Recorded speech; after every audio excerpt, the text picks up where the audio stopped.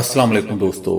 دوستو جنگ زدہ ملک میں قیام امن کی منزل اتنی قریب نہیں رہی جتنی امریکہ اور طالبان کے درمیان عرصے سے جاری مذاکرات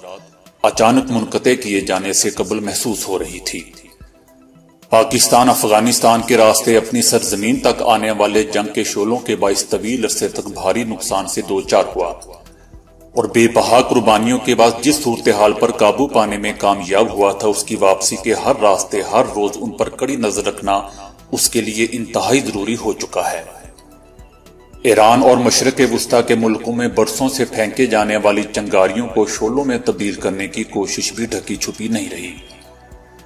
یہ ایک ایسی صورتحال ہے جس پر عالمی برادری خصوصاً مسلم امہ کو کڑی نظر رکھنا ہوگی۔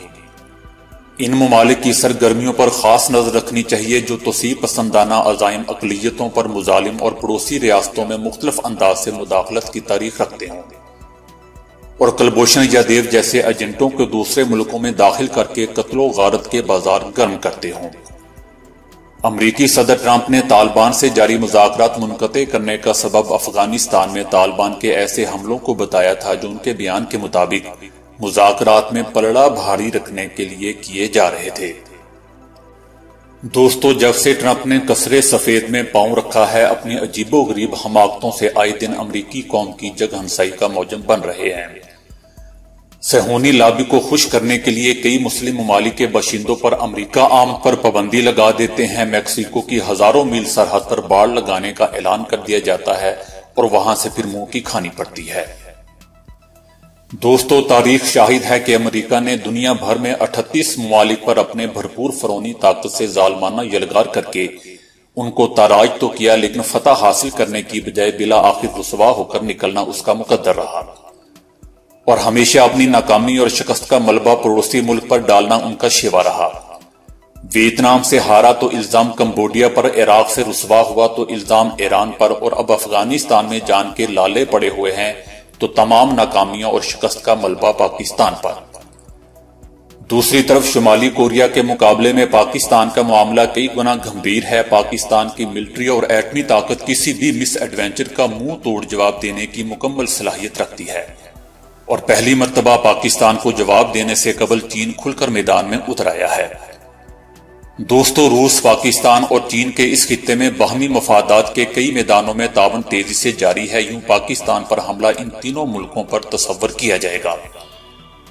دراصل چین کی ترقی کرتی ہوئی معیشت نے تیزی سے اقوام عالم کی نہ صرف توجہ بلکہ عالمی منڈیوں پر بھی دسترس اور برتری حاصل کر لی ہے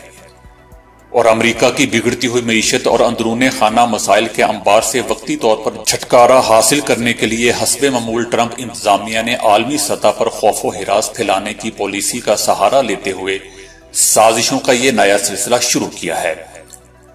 دوسری طرف مودی سرکار بھی اندرون خانہ عروج پر پہنچی ہوئی ہندو انتہا پسندی کی وجہ سے سول سوسائٹی کے بحران اور مقبوضہ کشمیر میں بڑھتی ہوئی جدوجہد آزادی کی تحریک سے نجات حاصل کرنے کے لیے اپنی عوام کی توجہ ہٹانے کے لیے بلا آخر ٹرمپ کے گھٹنوں کو چھو کر مدد کا طلبگار ہے۔ دوستو امریکہ نے اپنے مفاد کے لیے اس خطے میں بھارتی کانگڑی پہلوان کی ڈھیلی اور کامتی ٹانگوں کو سہارا دینے کی احمقانہ کوشش تو کی لیکن مودی سرکار کو سر منڈواتے ہی اولے پڑ گئے۔ یہی وجہ ہے کہ ٹرمپ نے اپنی نفرت اور تعصب کے طوفان کو نشیبی علاقوں میں منتقل کرنے کی بھونڈی کوشش تو ضرور کی لیکن تاریخ شاہد ہے کہ ہر قسم کا طوفان ہمیشہ نشیبی علاقوں میں غرق ہو کر فنا ہو جاتا ہے۔ دوستو ہم جانتے ہیں کہ اس دور جدید میں جنگ کی خواہش خودکشی سے کم نہیں اور اب تو جنگ کی ہولناکی کے چند لمحات ہی اس دنیا میں ہرزی روح کا صفایا کرنے کے لیے کافی ہیں۔ یہی وجہ ہے کہ اب جارحیت کا مقابلہ اور جنگ سے بچنے کے لیے ایٹمی ہتھیاروں کو بطور دفاع ضروری ہو گیا ہے۔ آج امریکہ اور اس کی افواج شکست خوردہ حالت میں ہے اور امریکہ کی معاشی کمر ٹوٹنے کے قریب ہے۔ 10 جولائی 2015 کو پاکستان چین اور روس کے ساتھ شنگھائی تعاون تنظیم کے دفاعی اتحاد میں شامل ہو چکا ہے، جبکہ دوسری طرف تمام تر جنگوں کے باوجود حیران کن انداز میں پاک فوج نے اپنی طاقت بڑھائی جس نے پاکستان کو بھرپور اعتماد سے سرشار کیا ہے۔ 9/11 کے بعد دوستو بش نے جب پاکستان پر حملے کی دھمکی دی تھی اس وقت پاکستان کے پاس آپشنز محدود تھے۔ ہماری میزائل رینج محض چند سو کلومیٹر تک تھی۔ چین اس وقت نہ اتنا بڑا معاشی طاقت بنا تھا اور نہ ہی دفاعی طاقت کی یہ حالت تھی۔ پاکستان کے روس کے ساتھ تعلقات خراب تھے اور اس وقت امریکہ اپنے جوبن پر تھا۔ افغان اور عراق جنگ کی رسوائی کا سامنا بھی نہیں ہوا تھا، لیکن اب زمینی حقائق میں زمین و آسمان کا فرق آ چکا ہے۔ اب جہاں پاکستان کا تیمور میزائل 17,000 کلومیٹر کی پرواز کر سکتا ہے، جو براہ راست Washington D C, New York اور پینٹاگون کو نشانہ بنا سکتا ہے، وہاں ابدالی بیلسٹک میزائل ایک ہی وقت میں بھارت اور اسرائیل کے درجن سے زائد ٹھکانوں کو نشانہ بنانے کی صلاحیت رکھتا ہے۔ دوستو، خطے میں موجود تمام امریکن فورسز اور اس کے اڈے پاکستانی میزائلوں کے براہ راست نشانے پر ہیں، جہاں ان کے پاس کوئی میزائل ڈیفنس شیلڈ بھی نہیں۔ یہی وجہ ہے کہ امریکہ نے پاکستانی میزائل ٹیکنالوجی کی صلاحیت کو محدود کرنے کا بھی مطالبہ کیا ہے۔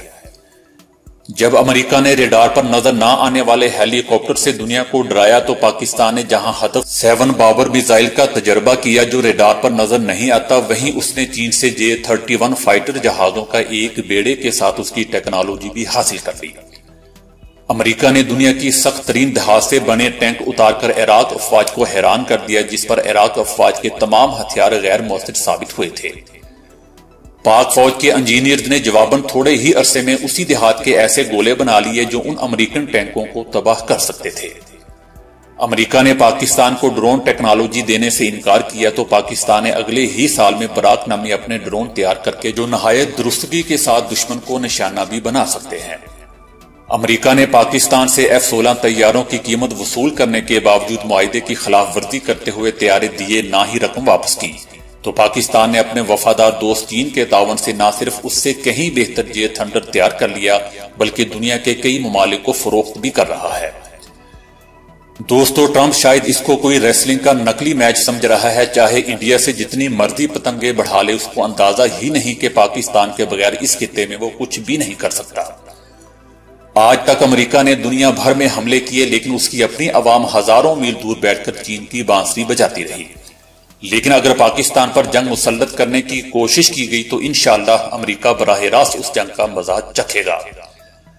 ٹرمپ نے جس $10 ارب کی امداد کا تانا دیا تھا، اس سے کہیں زیادہ تو ہر سال صرف سعودی عرب میں مقیم پاکستانی بھیجتے ہیں۔ ہاں، البتہ پاکستان کے پاس شواہد ہیں کہ امریکہ نے TTP کی پشت پناہی کی تھی،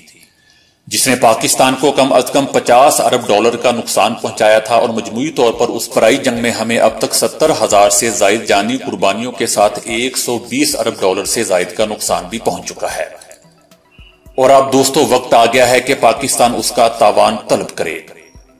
پاکستان فوراً شنگھائی تعاون تنظیم میں شامل اہم ترین شق مشترکہ دفاع کو ایکسرسائز کرے، جس کے مطابق پاکستان پر حملہ روس اور چین پر حملہ تصور ہوگا۔ پاکستان روس اور چین کے ساتھ مل کر دہشت گردی کی ایک عالمی تعریف واضح کرنے کی کوشش کرے، تاکہ اصل دہشت گردوں کا تعین ہو سکے اور جنگ آزادی اور دہشت گردی میں فرق واضح ہو سکے۔ دوستو، حکومت پاکستان اعلان کرے کہ پاکستان میں کوئی ڈرون داخل ہوا تو نہ صرف گرایا جائے گا بلکہ جوابی حملہ بھی کیا جائے گا۔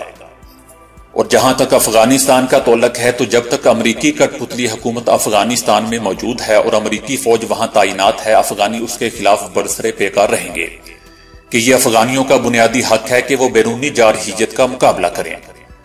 امریکہ یہ کیوں بھول گیا ہے کہ اس نے بھی اپنی تاریخ میں انگلینڈ سے آزادی کے لیے یہی کچھ کیا تھا؟ صہیونی اور ہندو لابی کے ساتھ ساتھ امریکہ کو یہ واضح پیغام دینا ہوگا کہ جنگ کسی بھی مسئلے کا حل نہیں، اور زمینی حقائق کو تسلیم کرتے ہوئے بالآخر مذاکرات کی میز پر ہی آنا ہوگا۔ جب 2 لاکھ کے قریب نیٹو فورسز مل کر افغانستان میں فتح حاصل نہیں کر سکے، تو اب نیٹو کی مدد کے بغیر چند ہزار امریکی آ کر کون سا تیر مار لیں گے؟ دوستو، جب کراچی سے خیبر تک بکھرے ہوئے کوئی لاکھ کے قریب TTP BLA کے دہشت گرد مل کر پاکستان کو کمزور نہیں کر سکے، تو اب ان کے بچ جانے والے چند سو کرندے کیا کر لیں گے؟ پاک فوج کی کامیابیاں اور قربانیاں اس بات کی دلیل ہے کہ پاکستان تا قیامت اور تا ابد قائم رہے گا، انشاءاللہ۔